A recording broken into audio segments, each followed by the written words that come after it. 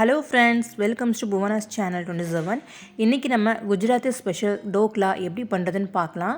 ரொம்பவே டேஸ்ட்டாக ரொம்பவே ஸ்பான்ச்சியாக இருக்கும் இந்த ரெசிபி. இந்த ரெசிபியை நம்ம மார்னிங் டைம் பிரேக்ஃபாஸ்ட்டாகவும் எடுத்துக்கலாம், அதே மாதிரி ஈவினிங் டைமில் ஸ்நாக்ஸாகவும் எடுத்துக்கலாம்.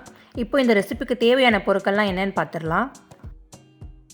இந்த ரெசிபி செய்கிறதுக்கு நான் 1.5 கப் அளவுக்கு கடலை மாவு எடுத்திருக்கேன். இப்போ கடலை மாவை நல்லா சலிச்சு எடுத்துக்கலாம்.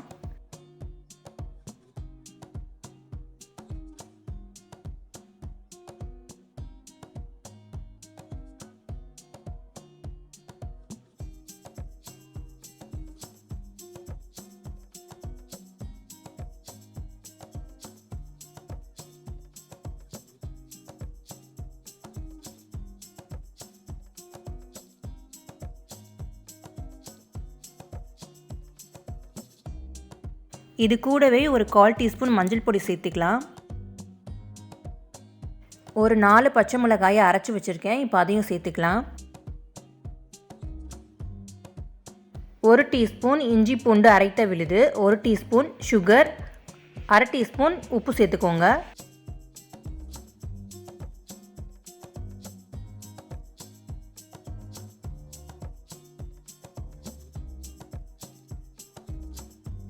இது கூடவே 1/2 teaspoon baking powder, 1/4 teaspoon baking soda சேர்த்துக்கோங்க.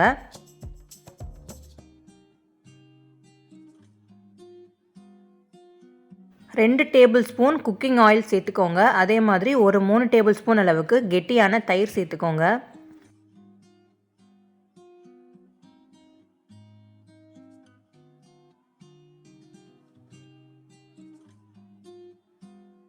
இது கூடவே ஒரு 1/2 லெமன் ஜூஸ் சேர்த்துக்கலாம். இது எல்லாத்தையும் சேர்த்து நல்லா மிக்ஸ் பண்ணி விட்டுக்கோங்க. கொஞ்சம் கொஞ்சமாக தண்ணி சேர்த்து நல்லா ஒரு கேக் பேட்டர் கன்சிஸ்டன்சிக்கு நல்லா கரைச்சி எடுத்துக்கோங்க.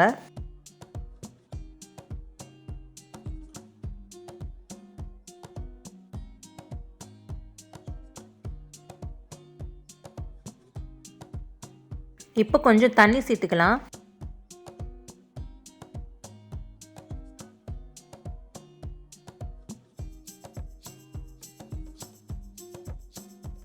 கட்டிகள் எதுவும் இல்லாத அளவுக்கு இந்த மாதிரி கரைச்சி எடுத்துக்கோங்க.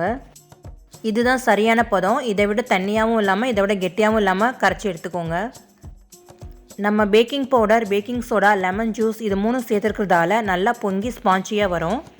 இதுக்கு பதிலாக நம்ம யூனோ சால்ட்டு கூட யூஸ் பண்ணிக்கலாம். யூனோ வாங்கும்போது லெமன் ஃப்ளேவரில் வாங்கிக்கோங்க. ஒரு பாத்திரத்தில் ஆயில் க்ரீஸ் பண்ணிக்கலாம். இதுக்கு பதிலாக இட்லி வேக வைக்கிற மாதிரி இட்லி பாத்திரத்துலேயும் நம்ம வேக வைக்கலாம். இப்போ நம்ம ரெடி பண்ணி வச்சுக்கிற மிக்சரை இந்த பாத்திரத்தில் ஊற்றிக்கலாம்.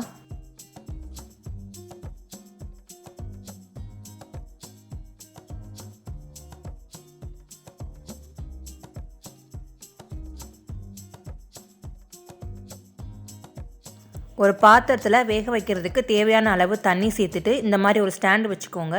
அந்த ஸ்டாண்டு மேலே நம்ம ரெடி பண்ணி வச்சுக்கிற மிக்சரை வச்சிடலாம். இப்போ இதை மூடி வச்சிடலாம். லோ ஃப்ளேமில் ஒரு 20 மினிட்ஸ் வரைக்கும் இது நல்லா வேகணும்.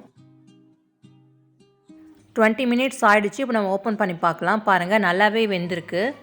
இந்த மாதிரி ஒரு ஸ்டிக் வச்சு குத்தி பார்த்தோன்னா அதில் ஒட்டாமல் வரணும். இப்போ வெந்துருச்சுன்னு அர்த்தம். சைட்லலாம் இந்த மாதிரி எடுத்து விட்டுட்டு இப்போ ஒரு பிளேட்டுக்கு நம்ம மாற்றிடலாம்.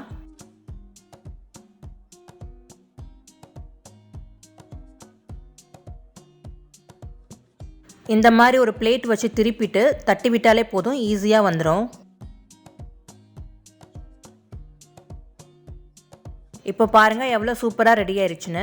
பாத்திரத்தில் கொஞ்சம் கூட ஒட்டவே இல்லை. ரொம்பவே சாஃப்டாக ஸ்பான்ச்சியாக இருக்குது. இப்போ நமக்கு வேணுங்கிற ஷேப்பில் நம்ம கட் பண்ணிக்கலாம்.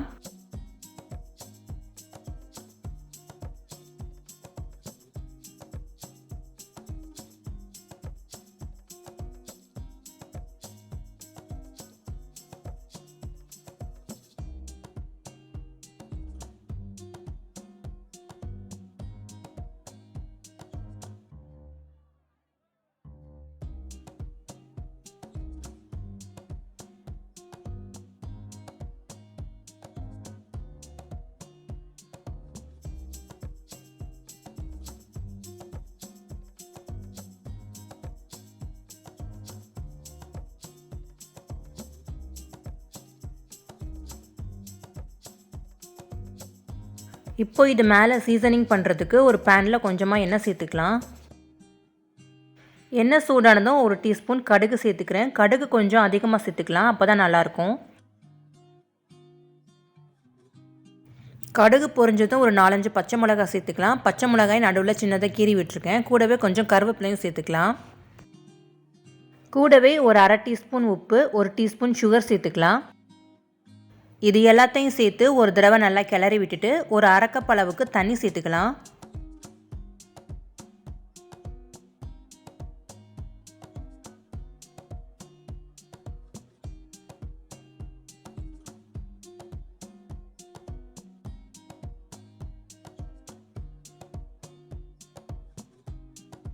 இப்போது நம்ம சீசனிங் பண்ண இந்த வாட்டரை தான் நம்ம டோக்லா மேலே ஊற்ற போகிறோம். இதுதான் வந்து டோக்லாவுக்கே ஒரு நல்ல ஒரு ஃப்ளேவரும் அண்ட் டேஸ்ட்டும் கொடுக்கக்கூடியது.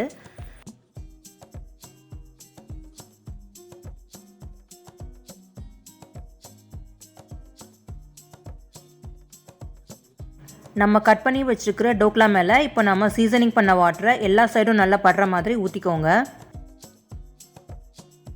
இந்த சீசனிங் வாட்டர்லேயே டோக்லா நல்லா ஊறி நம்ம சாப்பிடும்போது ரொம்பவே சாஃப்டாக ஸ்பான்ச்சியாக இருக்கும். நம்ம சேர்த்த கடுகு, பச்சை மிளகாய், கருவேப்பிலையோட ஃப்ளேவரும் நல்லா இறங்கியிருக்கும்.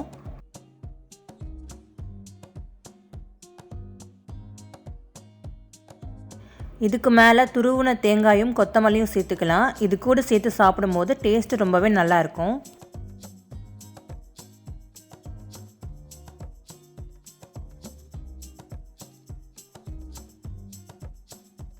கடைசியாக இது மேலே கொஞ்சம் லெமன் ஜூஸ் சேர்த்துக்கோங்க. டேஸ்ட் இன்னும் கூட நல்லாயிருக்கும்.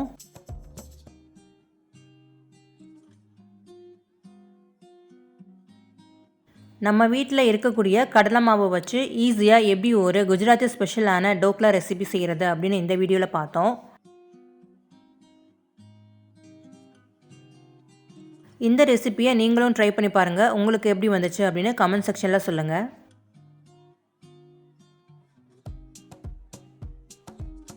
இந்த மாதிரி இன்னும் நிறையா டிஃப்ரெண்ட்டான ரெசிபிஸ் நம்ம சேனலில் வரப்போகுது. அதையெல்லாம் மிஸ் பண்ணாமல் பார்க்கணுன்னா மறக்காமல் நம்முடைய சேனலையும் சப்ஸ்கிரைப் பண்ணிக்கோங்க.